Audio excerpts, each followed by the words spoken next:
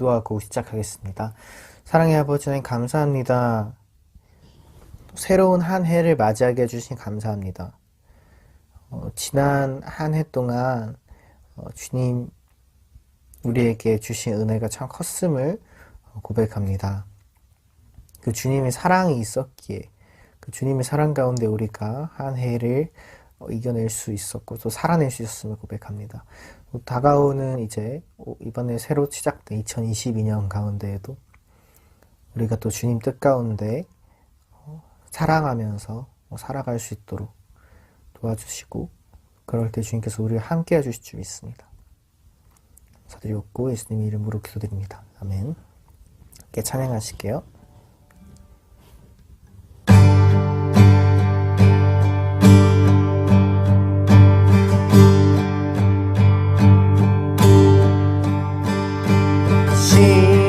시온의 영광이 빛나는 아침 어둡던 이 땅이 밝아오네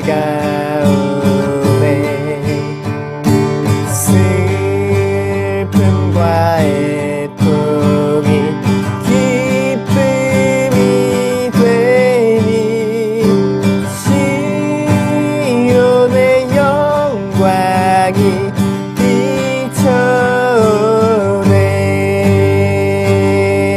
비춰오네 경배하라 찬양하라 영원하신 우리와 존귀하신 영광의 주 그의 백성 구하시리 온 땅들아 기뻐하라 주리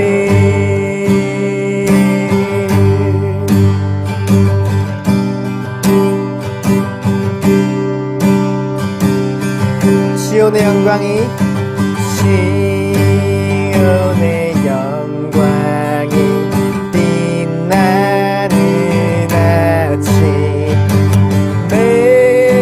매였던 종들이 돌아오네 오래전 선지자 꿈꾸던 복을 만민이 다 같이 누리겠네 경배하라 찬양하라 영원하신 우리와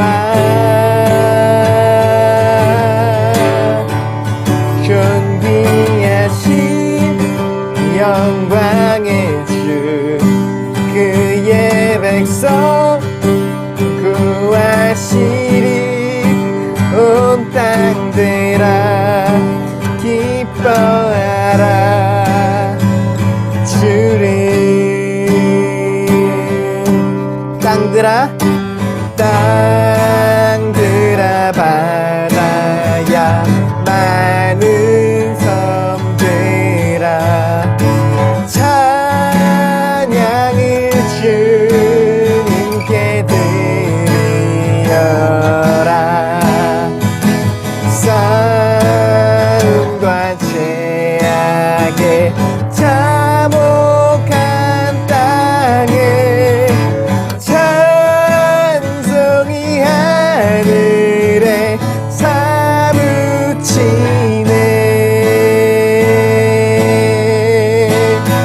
경배하라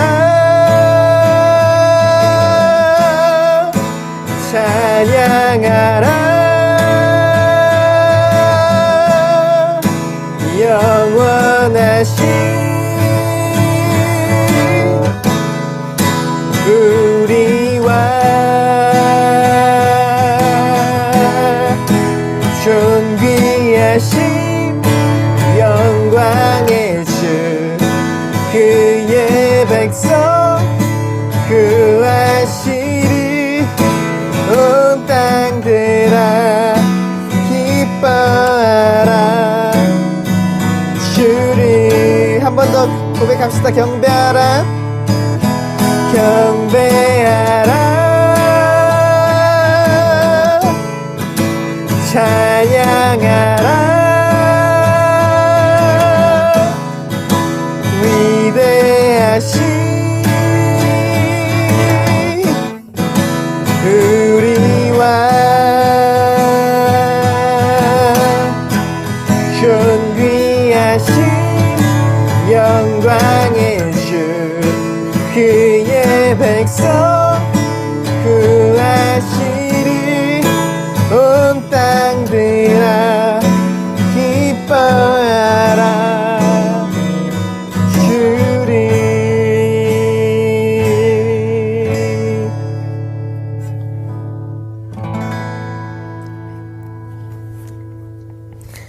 예수 그리스도의 오심은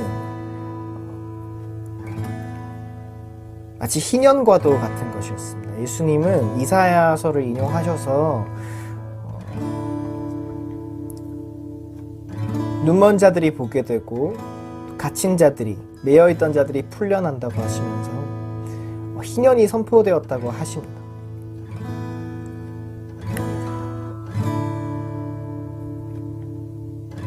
그래서 예수님은 병든 자 고쳐주시고 또 매여있는 자를 풀어주시는 그런 일을 하셨습니다. 이제 2022년 또 새해가 밝았는데 올 한 해 우리가 살아갈 때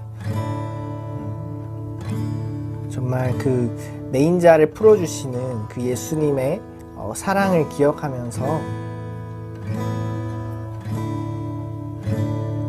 우리 새해가 다른 누군가의 우리 이웃의 삶 가운데 또 새로 시작할 수 있는 그런 희년이 선포될 수 있도록 하는 그런 인생들 될 수 있게 해달라고 이 시간 잠깐 같이 기도하겠습니다. 기도드리겠습니다. 사랑의 아버지 하나님 감사합니다. 주님 감사합니다. 우리를 인도하여 주셔서 주님을 알게 해주시니 감사합니다. 주님 우리가 연약한 자이지만 주님을 의지합니다. 주님 올 한 해가 또 새로 선포되었는데 우리 삶이 누군가에게 또 새로운 해가 되는 희년이 선포되는 그런 인생 될 수 있게 해주세요. 주님 매인자가 풀려나고 주님 못 본 자가 보게 되고 주님을 따라서 우리가 살아갈 수 있게 도와주세요. 섬기며 사랑하며 주님 알아가게 해주세요.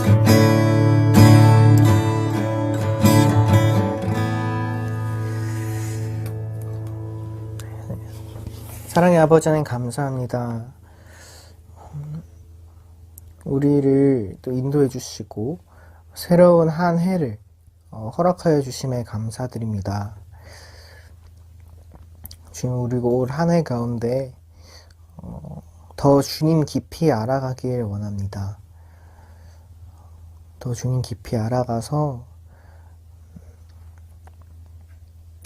그 우리를 향하신 주님의 사랑이 그리고 그분의 또 정의와 공의가 우리가 서 있는 이 땅 가운데 선포되는 그러한 또 한 해가 될 수 있게 도와주세요.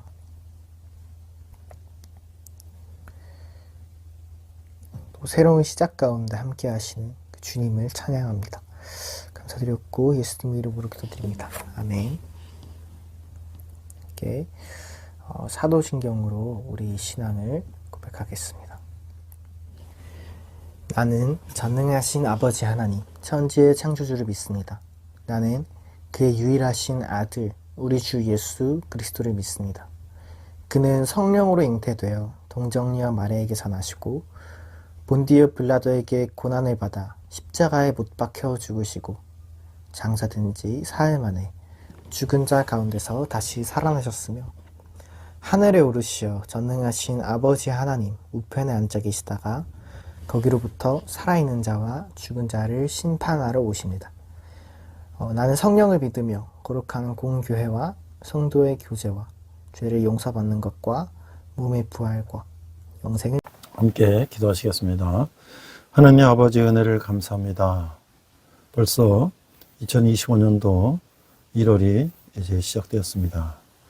하나님 아버지 지난 한 해 동안 참으로 정치, 경제, 사회적으로 많은 어려움이 있었습니다. 또 새로운 새해에는 모든 것들이 잘 이제 정리되고 새로운 희망을 가지고 새해를 시작할 수 있도록 하나님 인도하여 주시옵소서. 2025년을 맞이해서 저희들 새로운 마음을 가지고 믿음 생활하게 하시고 정말로 하나님께 더 의지하며 살아가는 저희들 되게 하여 주시옵소서. 이 추운 겨울에도 이 경제적으로 또 여러 가지 질병으로 또 사회적으로 어려움 당한 사람도 있습니다. 하나님께서 저들을 불쌍히 여겨주시고 예수님의 사랑으로 저들이 힘을 얻을 수 있도록 하나님 인도하여 주시옵소서. 어느덧 신령과 진정을 예배게 하시며 말씀으로 은혜받아 세상 가운데 승리하는 저희들 되게 하여 주시옵소서. 감사드리며 예수님 이름으로 기도했습니다. 아멘. 안녕하세요. 백목사의 세상 읽기. 이번 시간은 딩크족에 대해서 알아보도록 하겠습니다. 더블 인컴 노 키즈. 자, 개요. 맞벌이 무자녀 가정이라는 의미의 단어인데요. 여피족의 탄생 및 성장과 관련이 있는데 그들이 대세로 떠오른 1980년대 후반경 처음 등장한 단어로 미국을 시작으로 나타난 새로운 가족 형태다. 자, 부부가 결혼한 뒤 맞벌이를 하면서 자식을 의도적으로 갖지 않는 경우를 말하는데요. 많은 건강 문제에는 불임으로 인한 무자녀인 경우 대체로 딩크족으로 부르지를 않는다. 그냥 무자녀 가정이라고만 표현한다면 자녀들을 갖고 싶음에도 갖지 못해서 자녀가 없는 부부나 맞벌이가 아닌 부자녀 부부까지 포함할 수가 있을 것이다. 자, 후자는 싱크족이라 하는데요. 싱글 인컴 노 케이지라고 한다. 자녀를 키우면서 맞벌이를 하는 부분은 듀크족, dual employed with kids라고 하며 자녀를 갖지 않는 대신 애완동물을 기는 딩크족을 딩펫족이라고 한다. 자, 영미권에서는 voluntarily childlessness, child free라고 부르는데 아이가 없다는 뜻과 아이로부터 자유로워진다는 뜻이 중의적 표현으로 통한다. 자, 이유래는요. 무자녀 기혼자라는 개념은 과거부터 존재해왔지만 딩크족이라는 단어가 생기고 나서 딩크족이 본격적으로 대두한 것은 2000년대 이후 생활비나 집세, 각종 공감 등이 올라가고 가장 한 명의 수입으로 가게를 유지하기 어려워서 맞벌이가 늘어나고 이로 인해서 자녀 출산 및 양육에 전념하는 전업주부가 감소한 것의 원인이다. 게다가 여성들의 사회 진출은 늘어나는데 아직까지는 여러모로 출산에 대한 사회적, 제도적 배려는 부족해서 사회적인 상승을 꿈꾸는 여자는 남자와는 달리 가정생활이나 개인적인 개인의 목표 중 하나를 포기하는 상황에 놓이면서 딩크족이 늘어나는 요인이 되고 있다. 개인의 가정사 및 성장 배경 때문에 딩크를 결정하는 경우도 많다. 자, 딩크족이 되는 이유는 크게 경제적 이유와 가치관적 이유가 있는데 보통 가치관적인 문제가 우선하여 저출산 현상이 발생하고 경제적 이유는 나중에 출산율을 더 감소시키는 형태가 되는 경우이며 그 때문에 경제난만을 저출산을 원인으로 해석하는 것은 무리수인 경우가 많다. 자, 한국의 경우도 1980년대 중반에 이미 1.5명대를 기록한 뒤 1990년대까지 1.7에서 1.4명대까지 고차가 됐고 2002년부터 출산율 1.3 미만의 1.1 내지 1.2명대 초저출산 시대에 진입했으며 특히 2018년을 시작으로 전 세계 유례가 없는 출산율 0명대라는 대기록을 달성하면서 2020년부터 인구 자체가 줄어들기 시작할 정도면 더욱 그렇다. 2010년대 후반부터 들어선 무자식 상팔자란 말이 유행이 될 정도로 계속해서 출산율이 낮아져 대한민국으로 이민을 오는 외국인들과 다문화 가정이 증가할 것이라는 의견이 많다. 생물학적으로는 종족을 번식하기에 적합한 환경이 아니다라는 판단에 따라 생존 본능이 종족 보존 본능을 억누른 결과로도 해석할 수 있다. 자, 세 번째는 특징인데요. 자녀를 낳지 않아 생겨나는 경제적인 여유를 반려동물을 키우거나 취미활동, 여가활동 등에 투자하는 경우가 많다. 딩크들 중 일부는 무슨 일이 있어도 혹시나 있을 수 있는 임신 가능성을 원천 차단하기 위해 불임 수술을 하게 된다. 선진국이나 상위권 개발도상국의 저출산의 원인은 나 자신을 위한 삶을 살고 싶어하거나 아이를 낳으면 낳을수록 부모의 눈높이에 맞는 생활 수준에서 살게 해줄 수 없기 때문에 안 낳는 편이 자신에게도 아이에게도 낫다고 생각하는 것이다. 저개발 국가에서는 그 나라의 주력 산업에 따라 갈리는데 농업 위주 저개발 국가 중에는 평균 출산율이 7명에 달하는 나라도 있다. 교육에 많은 돈이 들지 않고 아이들이 많이 낳을수록 가족의 재산 형성이 이득이며 나중에 이를 물려주면 그만이기 때문에 많이 낳는 편이다. 반면 공업 위주의 저개발 국가에서는 일자리가 한정돼 있어서 자칫하면 이런 무리한 인구 증가 정책은 참혹한 결과를 낳을 수가 있다. 루마니아의 독재권 시절 차우세스크의 인구 정책은 2 내지 2.5명 정도가 적절한 사회에서 억지로 4명 이상의 아이를 낳게 하자 빈민층은 아이를 키울 경제 능력이 없어서 자식을 버리거나 방치하고 버려진 아이들은 사회 빈곤층의 삶을 이어가게 되면서 사회 문제가 되었다. 농업위주 국가는 보통 가정과 직장이 바로 논과 밭인데 일치하고 자녀를 어릴 때 6세, 7세부터 노동력으로 써먹을 수 있으며 부모가 동시에 일은 이 농사를 하면서 육아에 참여할 수 있기 때문에 출산율이 매우 높다. 농사를 하는 것도 경제활동에 포함되기 때문에 농업위주 국가에서는 의외로 여성의 경제활동 참가율이 높다. 그러나 사회가 공업위주로 바뀌면 가정과 직장, 바로 공장이 분리되면서 부모가 직장에서 일하면서 동시에 자녀를 챙기기가 어려워지면서 남성은 공장에서 일하고 여성은 가정에서 자녀를 돌보는 분업체제가 발생하면서 출산율이 하락된다. 공장에 취직하려면 관련 기술을 배워야 하고 국가의 사회제도 또한 복잡해지면서 교육이 의무가 되고 교육기관도 증가하게 된다. 농업도 고도의 기술력이 필요한 직업이지만 농업 위주 사회에서는 어려서부터 부모나 친척들과 같이 일하면서 자연스럽게 기술전이 이루어지기 때문에 별도 교육의 필요성이 낮다. 자, 서비스 위주로 다시 한번 바뀌면 여성의 학력이 높아지면서 남성을 추월하는 경우가 발생하며 상대적으로 여성 친화적인 서비스 일자리가 많아지면서 여성이 결혼 출산 전에 일자리를 갖는 것이 일반화되고 맞벌이 부부가 증가한다. 이렇게 되면 자녀를 낳아도 부모 중 자녀를 돌봐줄 사람이 없기 때문에 공업 출산율이 낮아지게 된다. 자, 많은 선진국들은 이러한 문제를 해결하기 위해서 여성의 고용과 출산이 동시에 이루어질 수 있도록 하는 정책을 만드는 중이다.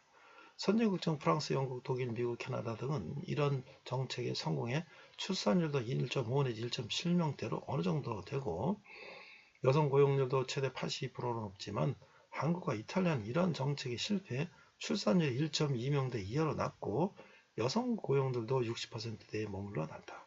일본은 25 내지 34세 고용률이 85% 정도로 주요 국가 중 가장 높지만 출산율은 1.3명대로 상대적으로 낮다. 한국도 농업위주 사회였던 일제강점기에서 1960년대에는 대부분이 결혼과 출산을 했고 출산율도 5 내지 6명으로 매우 높았다. 1970년대 이후 공업위주 사회로 변화하면서 기혼 여성의 출산율이 급격하게 하락해서 1984년에 1명대에 진입한다. 이후 서비스업의 확산으로 여성 일자리가 늘어나면서 2018년부터 출산율이 0명대를 기록하고 2020년에 들어서는 비혼과 딩크족이 일반적인 모습으로 자리 잡게 되었다. 자, 사회적 인식인데요.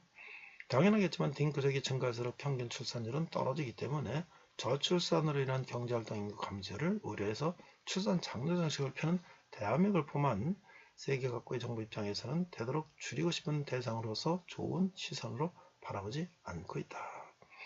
기성세대 입장에서는 좋고 싫고를 떠나 딩크족의 가치관 자체를 이해하지 못하여 결혼의 목적을 육아에 두는 사람들도 당연히 딩크족을 이해하지 못한다. 특히 한국은 세계 최악의 저출산 국가라 사회적 시선이 더 나쁘다. 슬로바키아와 러시아, 독일에서는 딩크족을 저출산의 원인으로서 지목해 딩크족의 세금을 가중하거나 연금을 삭감하는 법안을 검토하기도 했다. 기사 이것은 주로 전체주의적이라는 비판을 받을 만한 정책이기 때문에 시행할 가능성은 적으나 개인적으로 유명한 독일 정치에서 이런 논의가 있었다는 것은 이미 전 세계적으로 저출산 현상이 심화되었을 가능성이 높다는 걸 보여준다. 이런 이유로 독일은 중동 이민자가 꽤 있는 편이다. 더 무서운 건 해당 기사는 2020년대에 나온 게 아니라 2006년에 나온 뉴스다. 2020년대보다 상황이 더 나았음에도 전체주의적인 정책을 검토할 정도로 저출산 현상이 상당히 심해진 것이라고 느껴진다. 딩크족이라는 단어가 생기기 전에도 무자녀 기혼자라는 개념 자체는 존재했기 때문에 무자녀 기혼자를 자발적 독신자와 동급으로, 아니 자발적 독신자보다 더더욱 나쁜 시선으로 취급하며 대체로 자식 출산을 강요하는 쪽으로 정책을 펼쳤고, 이에 따르지 않을 경우 탄압하는 경우가 많았다. 독신자와 동급으로 취급했다는 것은 독신자처럼 국가가 나서서 불이익을 주겠다는 의미와 동일했다. 과거 자발적 독신자에 대한 종교계 사회의 탄압에 관해 알아보려면 독신 문서로 현재 독신은 초고령자가 아닌 이상 언젠가는 결혼할 가능성이라도 있어서 딩크족에게 심지어 둘이 소득을 합산해서 세금을 걷는 등 독신보다 더 탄압하고 있다. 그래서 이제 혼인신고도 안 하고 그냥 동거만 하는 케이스가 많다. 자세한 사항은 무자녀세 문제가 나오는데요. 2022년 1월 5일 바티칸 교황청에서 열린 일반인 미사에서 요즘 사람들이 아이를 갖기를 원하지 않거나 한 명만 갖기를 원하면서도 개와 고양이는 2마리씩 키운다며 이는 이기주의 한 형태라고 발언했다가 우리 교황께서는 현실을 모르시는 것 같다. 이번에 교황께서 하신 말씀은 성차별 발언이다 라고 하며 좀 시끄랬다.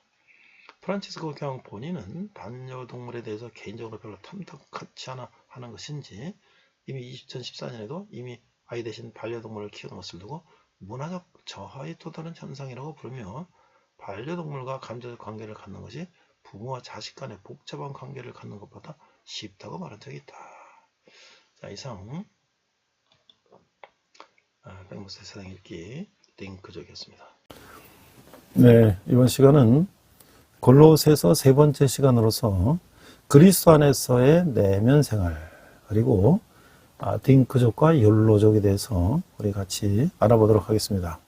자, 본문은 골로새서 3장 1절로 2절 말씀입니다. 한글과 영어로 자막을 보면서 함께 읽도록 하겠습니다.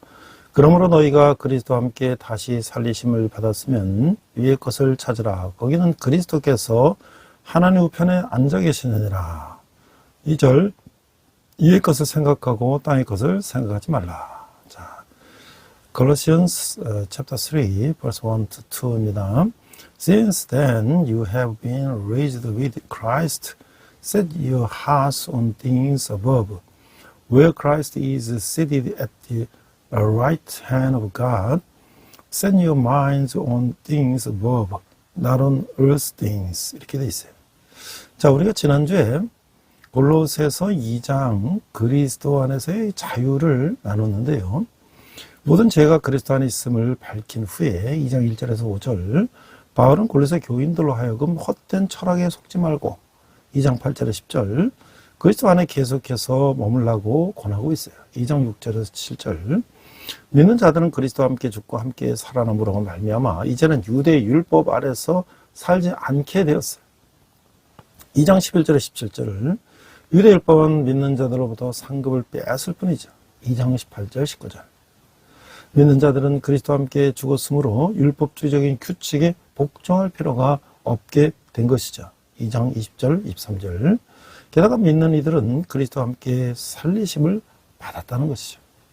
자, 그러므로 이번 주 골로새 3장 그리스도 안에서의 내면 생활에서는 믿는 이들은 위의 것을 마음에 두어야 한다. 3장 1절에서 4절 땅에 있는 죄악된 지체를 죽여야 하고 3장 5절 11절 그리스도의 덕으로 옷 입어야 하는 것인데 3장 12절 17절 다시 말하자면 믿는 자들은 영적인 가치들을 추구하고 3장 1절에서 4절 옛사람의 죄들을 벗어버리고 3장 5절에서 11절 새 사람을 덕으로 옷 입어야 하는 것이죠. 3장 12, 17절 이것은 또한 믿는 자들이 가족들과 가지는 관계 및 사회 구성원들과의 가지는 관계에 영향을 미쳐야 하는 것이다. 이것이 바로 3장 18절에서 4장 1절 말씀인 것이죠.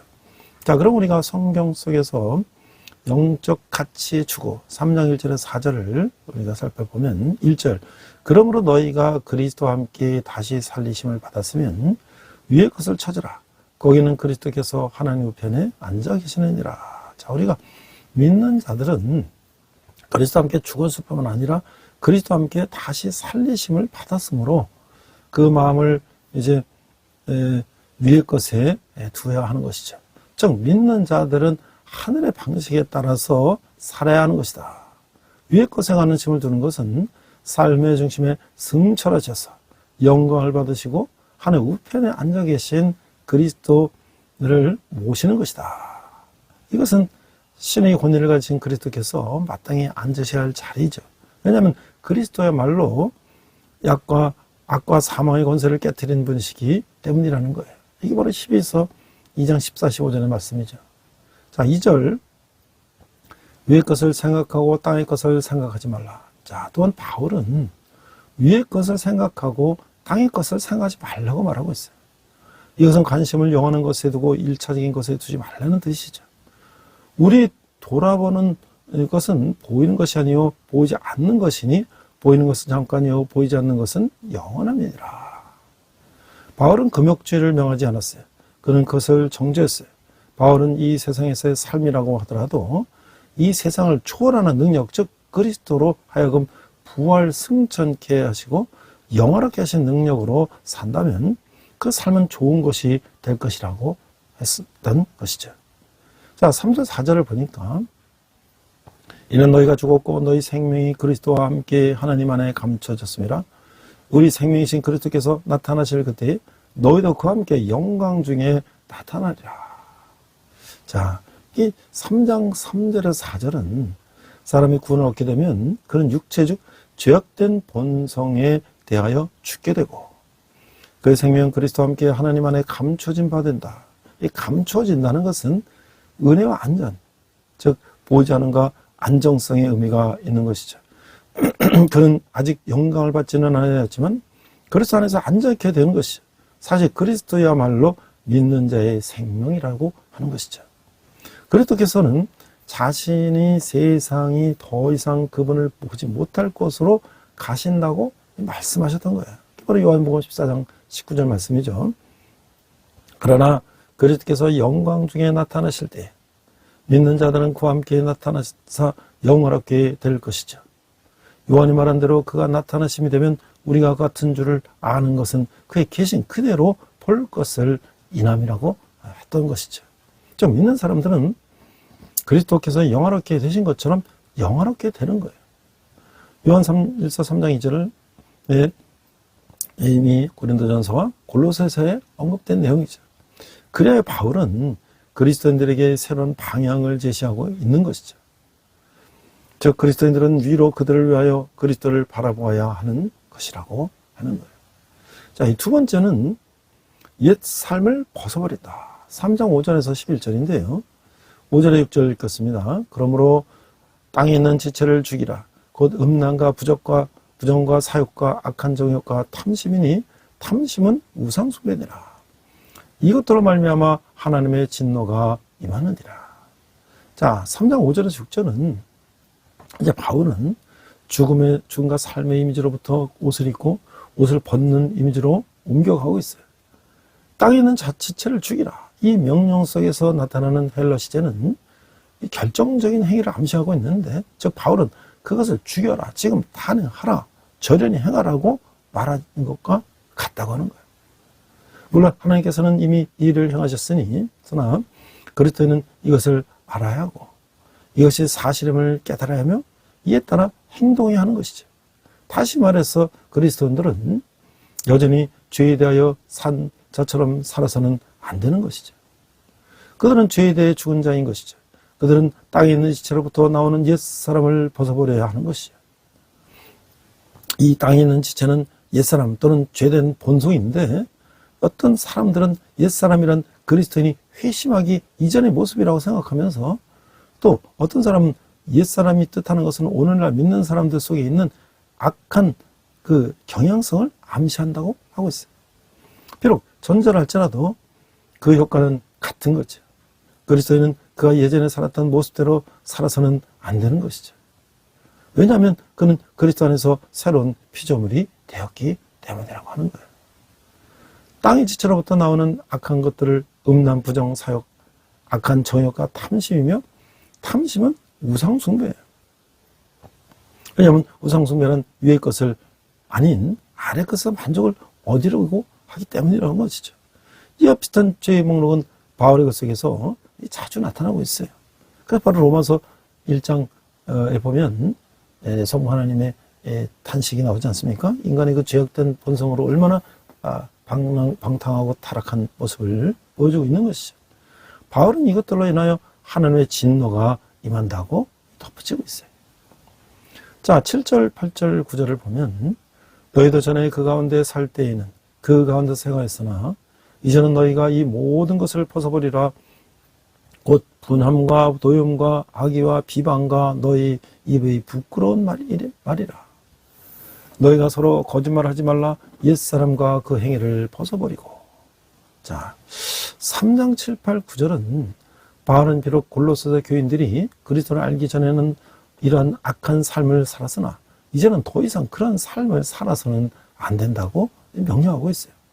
이제는 너희가 이 모든 것을 벗어버리라. 여기서는 윤리적인 의미로 사용되어서 더러운 겉옷을 벗듯이 던지는 것을 말하고 있어요.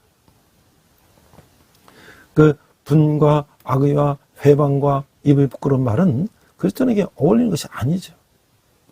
이런 것들은 믿는 자들에게 어울리지 않는 것이죠. 그리스도인에게 거짓말은 그물이라고 하는 것이죠.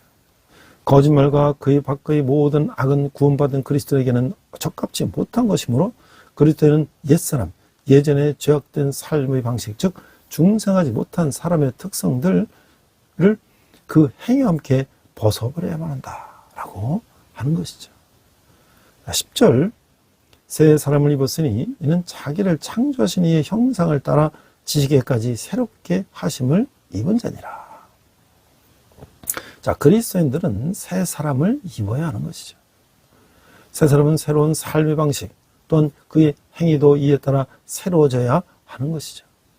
이 새 사람은 계속적으로 새로워져야 할 필요가 있는데 그렇게 함으로써 죄에 대하여 계속적으로 승리할 수 있는 것이죠. 새 사람은 지식에까지 새롭게 하심을 받은 자이죠. 이것은 그리스도께 대하여 개인적이고도 깊은 지식을 갖고 또한 그와 교제함으로써 얻어지는 거예요.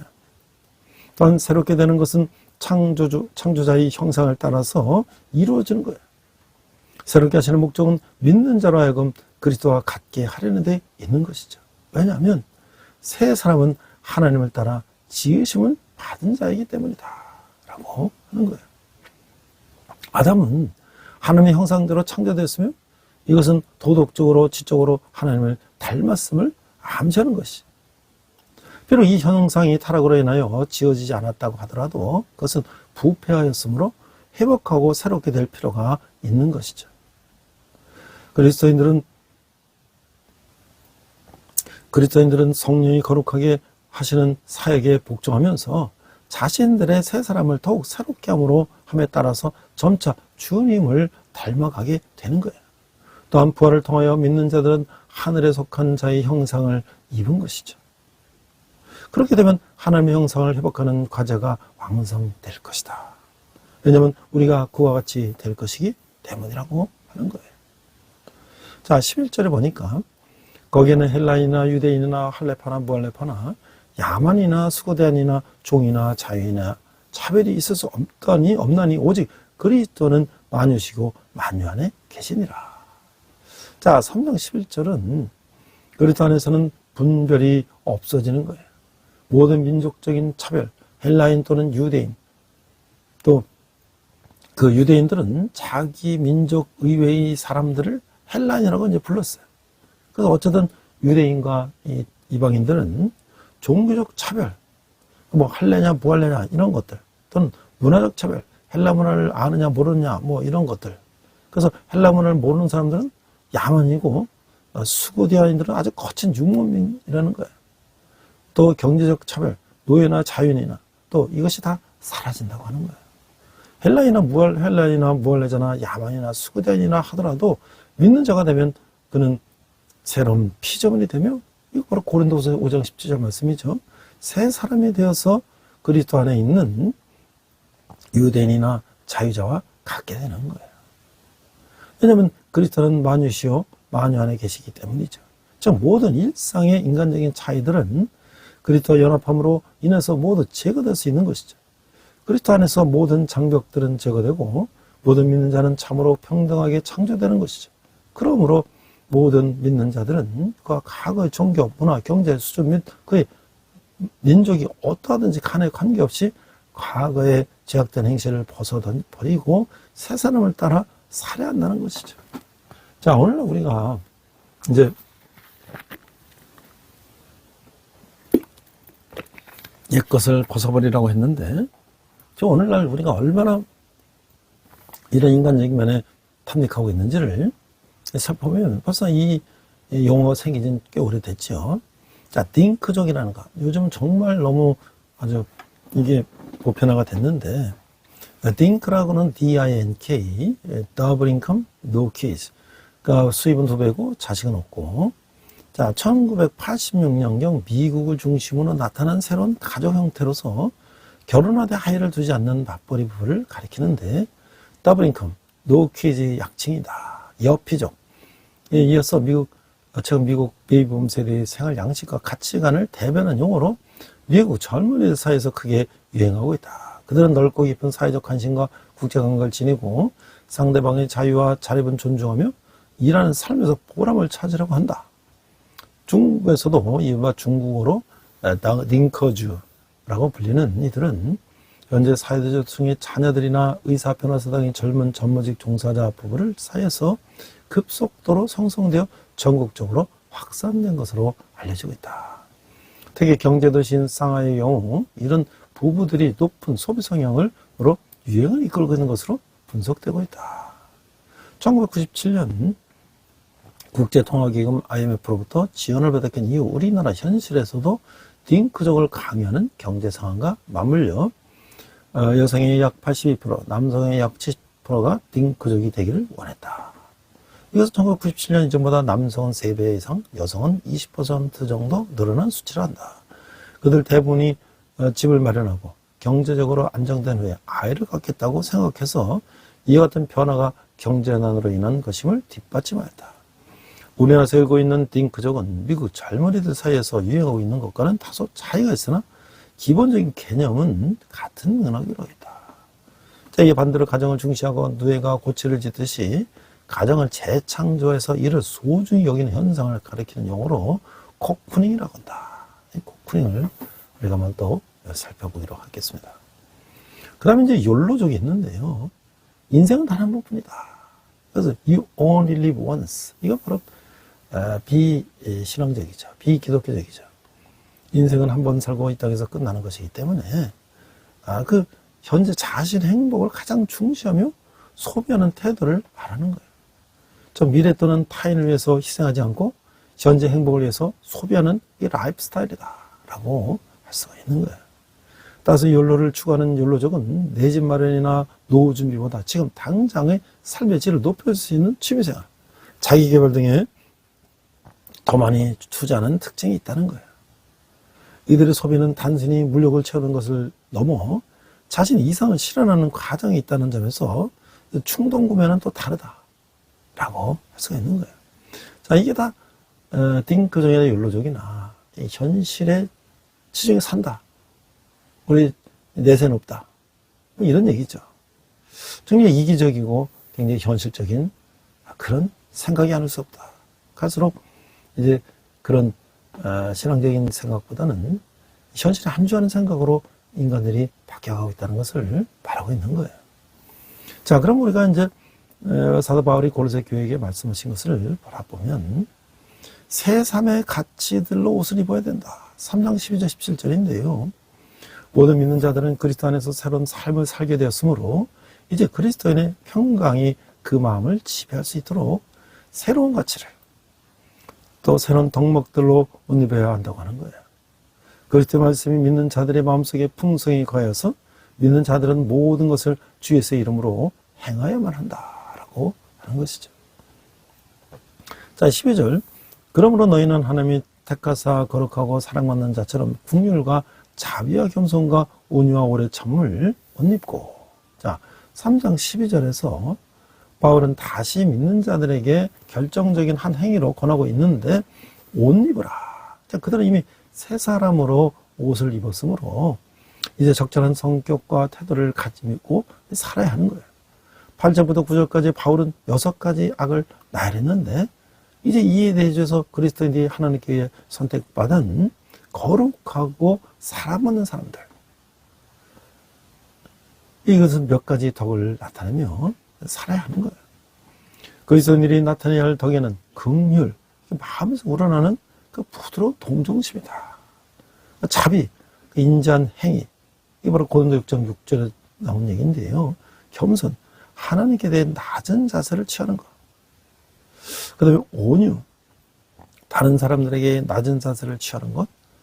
오래 참음, 자기 억제, 도전의 직면에서도 계속적으로 자신을 억누르는 것. 그것도 있는데 이것들 가운데 나중에 3가지는 에베소 4장 2절에서도 같은 순서로 나열되어 있다는 거예요. 갈라디아 5장 22, 23절에서도 우리가 성령의 9가지 열매에도 오래 참음과 자비와 온유가 나오고 있다는 것이죠. 자, 그럼 13절, 누가 누구에게 불만이 있거든 서로 용납하여 피차 용서하되 주께서 너희를 용서하신 것 같이 너희도 그리하고. 자, 우리가 3장 13절뿐만 아니라 유대인들은 12절에 언급된 그런 태도를 가지고 서로를 용납해야 하는 것이죠. 이유는 무엇입니까? 그것은 그리스도께서 은혜로 그들을 용서하시기 때문이라고 하는 거예요. 그게 에베소 4장 32절 말씀이죠. 형제를 향하여 악한 감정을 가지는 것은 그리스도인의 생활에 있어서 금물이에요. 왜냐하면 이러한 감정은 골로새 3장 8절에서 9절에서 언급된 죄들을 유발시키기 때문이라고 하는 거예요. 자, 14절에 보니까 이 모든 것 위에 사랑을 더하라. 이는 온전하게 매는 띠니라. 그 3장 14절에서 그러나 그리스도에는 이 모든 것 위에 사랑을 더하여야 하는 것이죠. 바울이 다른 곳에 말했듯이 이것들 가운데서 가장 큰 것은 사랑이라고 하는 거예요. 모든 덕은 사랑으로 덧씌워져야 하는 것이죠. 왜냐하면 사랑은 가장 중요한 덕이며 모든 것을 온전하게 매는 띠이기 때문이라고 하는 거예요. 그러니까 15절에 보니까 그리스도의 평강이 너희 마음을 주장하게 하라. 너희는 평강을 위하여 한 몸으로 부르심을 받았나니 너희는 또한 감사하는 자가 되라. 자, 3장 15절에서 믿는 자들은 그리스도의 평강이 자신들의 마음을 주장하게 해야 하는 거예요. 왜냐하면 그들은 평강을 위하여 한 몸으로 부르심을 받았기 때문이죠. 그리스도께 더 가까이 나가면 나갈수록 믿는 형제들 사이의 관계도 더 가까워지는 거예요. 그리스도께서 더 가까이 나아가면 갈수록 믿는 자들은 믿는 형제들 사이의 관계도 더 가까워지는 것이죠. 인간 상호 간의 관계 속에 평강, 하나님께서 주시는 초월적인 평안함이 지배해야 한다고 하는 거예요. 자, 바울이 언급한 여러 덕목들로 옷 입은 그리스도의 제자들은 모든 환경에 있어서 그리스도의 평강이 지배를 받아야 하는 거예요. 또한 그리스도인들은 감사하는 자가 되어야 하는 것이죠. 그래서 감사는 마음은 영적 평안을 가져오는 거예요. 반면에 불평은 내적인 분노를 가져오게 된다고 하는 것이죠. 자, 16절에 보니까 그리스도의 말씀이 너희 속에 풍성히 거하여 모든 지혜로 피차 가르치며 권면하고 시와 찬송과 신령한 노래를 부르며 감사하는 마음으로 하나님을 찬양하고. 자, 그리스도인들이 옷 입어야 할 삶이란 그리스도의 말씀으로 자기 속에서 풍성히 거하시게 하는 삶이라는 거예요.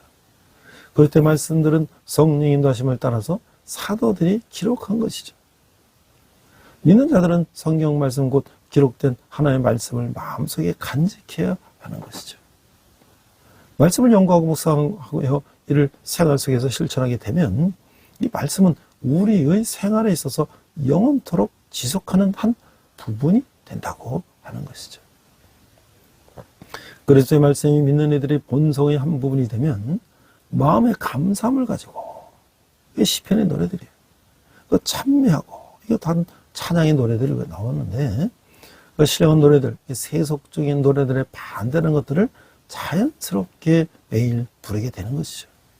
여기서 감사는 첫 번째 하나님의 은혜요, 두 번째, 그리스도인이 노래 속에는 표현되는 그 은혜가 있고, 세 번째, 그리스도인이 가지는 감사들 중에 어느 하나를 의미할 수가 있다고 하는 것이죠. 만약 그리스도인이 생활이 모든 지혜를 가지고 분별 있게 이루어진다면 이상 같은 성령 충만한 삶을 통하여 그리스도인들은 서로 가르치고 권면할 수 있게 된다고 하는 거예요. 자, 17절에 보니까 또 무엇을 하든지 말이나 일이나 다 주 예수의 이름으로 하고 그를 힘입어 하나님 아버지께 감사하라. 또 무엇을 하든지 하나님 보시기에 거룩하면서도 동시에 세속적 영이랑 있을 수가 없다고 하는 거예요. 하나님께서 이 모든 것 위에 계신 주권자이시고 말이나 일이나 다 주 예수의 이름으로 하고, 왜냐하면 그 영광을 위하여 해야 하기 때문이죠. 그를 힘입어 하나님 아버지께 감사해야 하는 것이죠. 이 세 절 속에서 바울은 세 차례나 감사에 대하여 언급하고 있어요. 그래서 감사하라. 골로새 3장 15절. 감사함으로 찬양하라. 16절. 하나님 아버지께 감사하라. 17절 말씀이죠. 제가 이제 우리 대학생들에게 신구약 성경을 가르치고 있는데요. 이제 창세기부터 연계절까지 그것은 이제 한 학기 15주 동안에 영어와 그 PPT와 이런 자료를 가지고 또 토론하고 질문하고 또 과제를 내면서 이렇게 해왔는데, 이제 항상 그 제가 중간고사 기말고사에 수강 동기, 나는 왜 이 과목을 수강하게 됐는가, 또 나는 이 학교를 수강하고 나서 어떤 이제 느낌을 가졌는가, 이걸 이제 물어보는 거예요. 자, 그런데 한 학생이 이제 수강 동기를 이렇게 썼어요.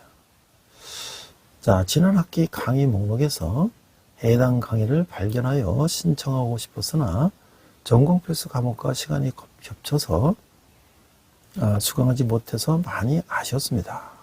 그런데 이번 학기에 강의가 또 개설된 것을 보고 기쁜 마음으로 신청하여 이렇게 수강하게 되었습니다. 그러니까 신구약 성경인물 리더십에 의해 수강을 희망했던 이유는 그동안 성경을 읽을 때 저희 경우 인물보다는 전체적인 맥락이나 흐름에 더 집중을 했기 때문에 이번 기회는 강의를 통해 대표적인 성경 인물들에 더욱 초점을 맞추고 이들을 세세하게 살펴보고 리뷰해보면서 더 깊은 공부를 해보고 싶어 신청하게 되었습니다. 자, 이 강의 후기인데요. 좋았던 점. 약 3개월 남짓한 시간 동안 신구약 대표 인물들을 살펴보는 다소 빠듯한 커리큘럼이었지만 각 인물과 스토리에 해당하는 BBC 방송에서 만든 그 영상물을 항상 함께 시청할 수 있었고, 그 영상 후에는 교수님께서 PPT로 좀 더 자세한 부분들을 설명해 주시니 잘 따라갈 수 있었던 것 같습니다.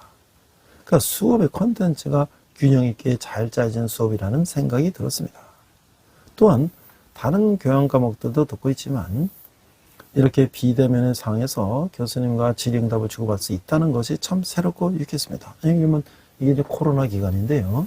코로나 기간에도 우리가 줌으로 이제 수업을 하니까 제가 질문하고 대답하고 이렇게 비대면이지만 클래스룸에서 우리가 공부하는 것처럼 질문과 답변하는 토론을 할 수 있었다는 거예요. 신구약 성경인물 리더십에 의해 강의는 과제 일부분으로 질문을 전체적으로 받으시고 바로 그 다음 주에 강의 일부분으로 자세한 답변을 해주시니 비대면 수업에 단점을 거의 느낄 수 없이 원활하게 수강할 수 있었습니다. 저희 경우는 현재 교회에서 통독을 하루 한 장씩 진행하고 있는데 신구약 성경 인물 리더십 이해 강의를 듣다 보니 수업 진도에 맞춰 성경을 읽고 싶어 개별적으로 통독을 빠른 속도로 진행해 보았습니다. 결과적으로 혼자 읽는 것에 수업 내용과 영상문이 더해지니 한층 더 성경을 잘 이해할 수 있었습니다. 챕터가 많다 보니 뒷부분을 읽을 때쯤이면 앞부분을 까먹고 했는데 이번에는 다양한 콘텐츠로 성경을 읽고 공부하다 보니 오래 기억에 남는 유익한 통독이 될 것 같습니다. 이렇게 썼어요. 자, 그 다음에 강의 후기인데요. 힘들었던 부분은 뭔가?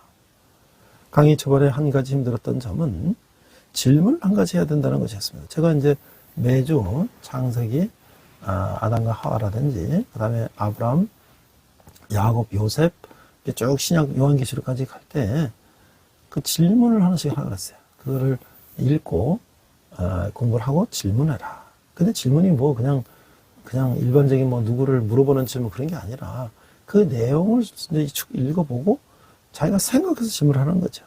이 학생이 처음에는 질문을 정해야 한다는 생각에 강의를 들을 때마다 과제를 수행할 때 나는 이 챕터에서 어떤 점이 궁금한가에 집중했지만 생각보다 쉽지 않았습니다. 성경 이야기들이 익숙하게만 느껴졌고 알고 있는 내용까지 해서 모르는 내용을 찾는 것이 까다롭게만 느껴졌습니다. 어쩌면 그동안 내가 성경을 쓰여진 그대로 읽고 넘어가는 다소 수동적인 자세의 리더였구나 하는 생각도 들었습니다.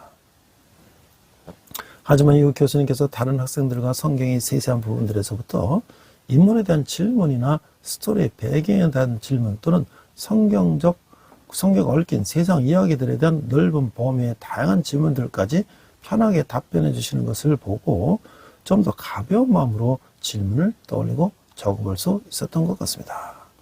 앞으로는 성경을 읽을 때 이해가 되지 않는 부분이나 궁금한 마음이 떠오르는 부분은 그냥 넘어가지 않고 주기적으로 찾아보고 공부하며 성경을 좀 더 신중하게 읽어 내려가야겠다는 깨달음을 얻을 수가 있었습니다. 이렇게 이제 썼어요. 자, 이제 마지막에 이제 강의를 끝마치며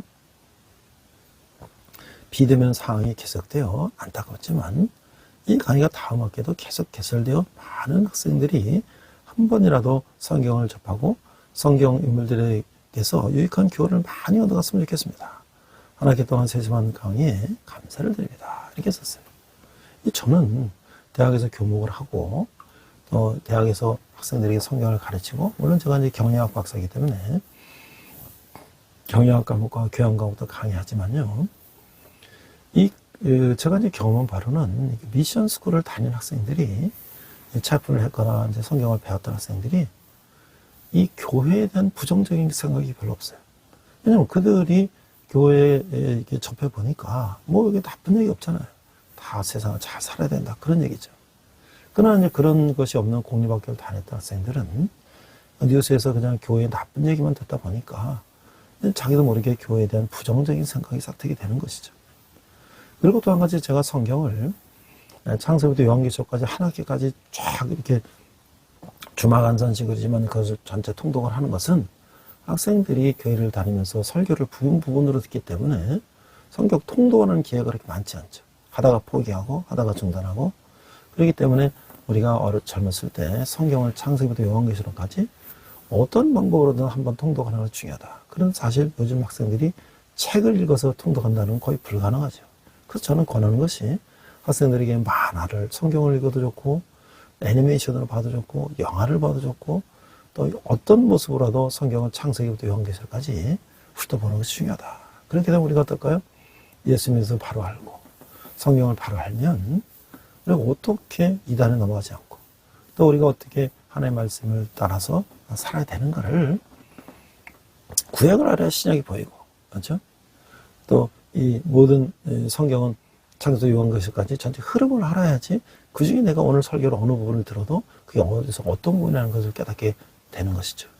오늘 우리 사도 바울은 고린도 교인들에게 옛것을 벗어버리고 새 사람을 되라고 하는 것은 바로 우리가 성경을 아는 것이 중요하다. 저는 그 1:1 제자교회를 가지고도 군대에서도 신병들에게 가르치고 또 우리 대학에서 가르치고 있는데 우리 하나님의 자녀가 되는 구원의 확신이라는 것은 지정의라고 하는 거예요. 첫째 하나님을 알아야 돼요. 하나님 안다는 건 무엇이죠? 성경을 봐야 된다는 것이죠. 그리고 이제 성경만 보고 믿음을 가지면 너무 드라이하죠. 건조하죠. 그래서 우리가 감정적인 체험이 있어야 된다. 하나님의 첫사랑을 느끼고 교회 공동체 안에서 사랑을 체험하고 하나님의 사랑을 체험하고 근데 그거 끝나는 것이 아니에요. 우리가 체험학적인 신앙은 너무 뜨겁긴 하지만 이 지적인 게 없으면 불완전하죠. 마지막은 의지적인 결단이라는 거예요. 내가 이제 크리스찬이 되고 결단하고 세례받고 내가 이제 하나님의 자녀가 되겠다. 주의를 성사하고 내가 하나님 앞에 나가겠다는 결단이 필요하다고 하는 것이죠. 그러기 때문에 우리는 세상에 어떤 혼란과 핍박이 와도 견뎌 이겨낼 수가 있다고 하는 것이죠. 그리고 세상에 우리가 벗어버렸던 그 더러웠던 것들에 다시 돼지가 씻고 나서 다시 그 구정물에 들어가지 않는 것처럼 우리는 그것을 이겨낼 수가 있다고 하는 것이죠. 기도하겠습니다. 하나님 아버지 은혜를 감사합니다. 우리가 이 옛것을 벗어버리고 새 사람이 되는 2025년 한 해가 되게 하여 주시옵소서. 감사드리며 예수님 이름으로 기도했습니다. 아멘. 이 시간 헌금 찬양 하시겠습니다.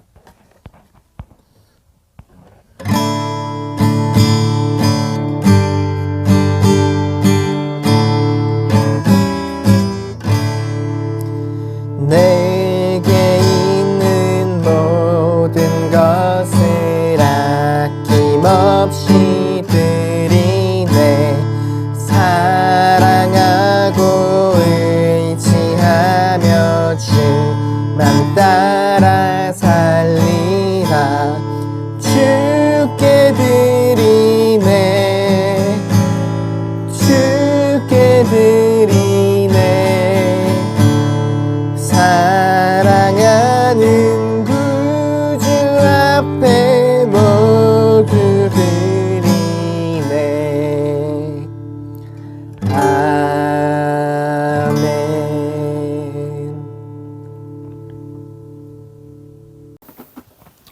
네, 벌써 2025년이 밝았습니다. 참으로 2024년도 연말에 참으로 여러 가지 대형 사고들이 겹쳐서 참으로 이 가족을 잃은 슬픔에 빠진 사람들, 또 여러 가지 정치적인 문제로 혼란하고 경제가 어려워지고, 또 여러 가지 수출이 외환 환율이 올라가기 때문에 수출도 어렵고, 또 내수가 부진하기 때문에 이 사업하시는 분들 어려움이 많습니다. 하나님 아버지 나라의 민족을 불쌍히 여기시고 속히 문제가 해결되면 안전하게 정말 하나님을 두려워하며 공의와 또 정의가 살아움직이는 그런 나라가 되도록 우리가 기도하게 됐습니다. 저는 성탄절에 우리 군인 형제들을 아주 참 오늘께 군성교팀에 와서 그들에게 정말 푸드트럭까지 와서 맛있는 간식을 제공하고 또 장기자랑대회까지 아주 재미나게 했어요. 또 우리 부대장님이 휴관장을 줘서 아주 재미나게 끝냈는데 또 이제 또 이 연말이 지나 연초가 오니까 벌써 1월 말이면 또 구정이 되는 거예요. 또 구정에도 집에 못 가는 형제들이 있는데 이번엔 또 우리 핵별 트리니티 우리 동기 목사님이 CCN 가수하고 또 KBS 아나운서까지 이렇게 초청해서 우리 용사들을 저 강원도 철원에 있는 조그만 부대까지 입문하겠다고 하시는 거예요. 참으로 우리가 감사하지 않을 수가 없죠. 2025년은 또 우리가 희망을 가지고 새롭게 출발하는 저희원 되시기를 축원합니다. 그럼 기도하겠습니다. 하나님 아버지 은혜를 감사합니다. 저희가 좋은 예물을 주님께 드렸습니다. 이 예물이 쓰는 것마다 주님의 영광이 나타나게 하시고 특별히 청년들이 주님께 돌아오는 데 귀하게 사용되게 하여 주시옵소서. 지금은 우리 주 예수 그리스도의 은혜와 하나님 아버지의 극진하신 사랑과 성령님의 감화감도 역사하시며 옛것을 벗어버리고 새 사람이 되기를 다짐하는 예배를 드린 모든 성도들이 열방의 백성들과 성인삼들이 특별히 북한에서 고통받는 북한 농포들이 지금부터 영원토록 함께 하시기를 간절히 축원합니다. 아멘. 우리 함께 선한 의미로 찬양하시면서 한 주간 승리하시기 바랍니다. 이 시간 함께 결단 찬양 선한 능력으로 부르시겠습니다.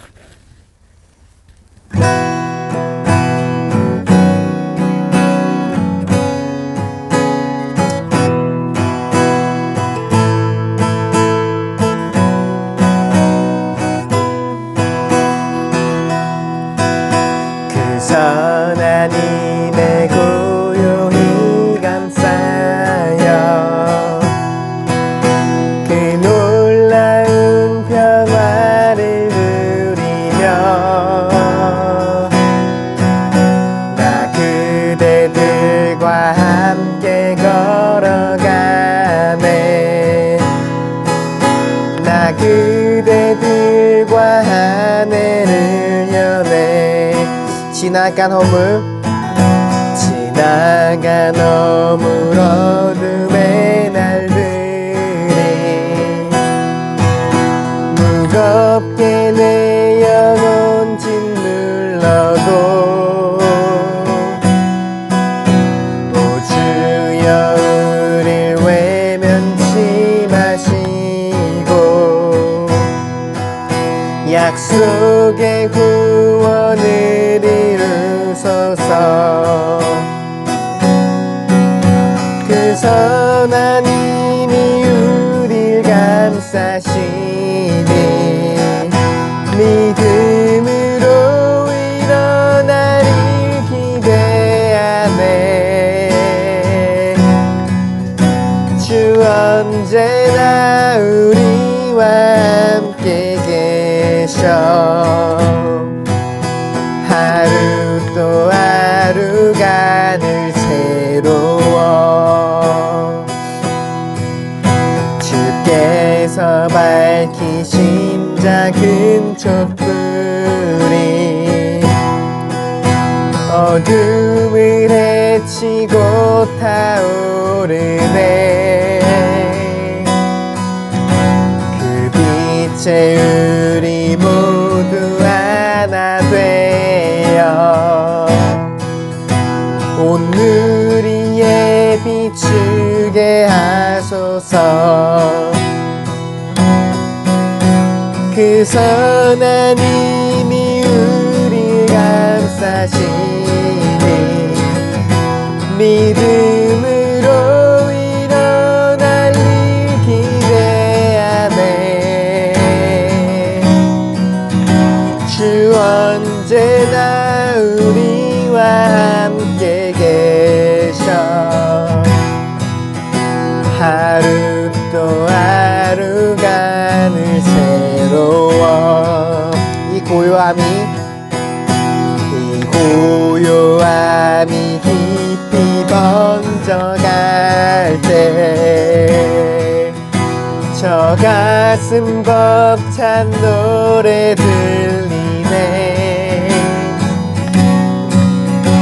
다시 하나가 되게 이끄소서. 당신의 빛이 빛나는 이 밤 그 선한 힘이 우릴 감싸시니 믿음으로 일어나를 기대하네. 주 언제나 우리와 함께 계셔. 하루 또 하루가 늘 새로워. 주 언제나 우리와 함께 계셔. 하루 또 하루가 늘 새로워.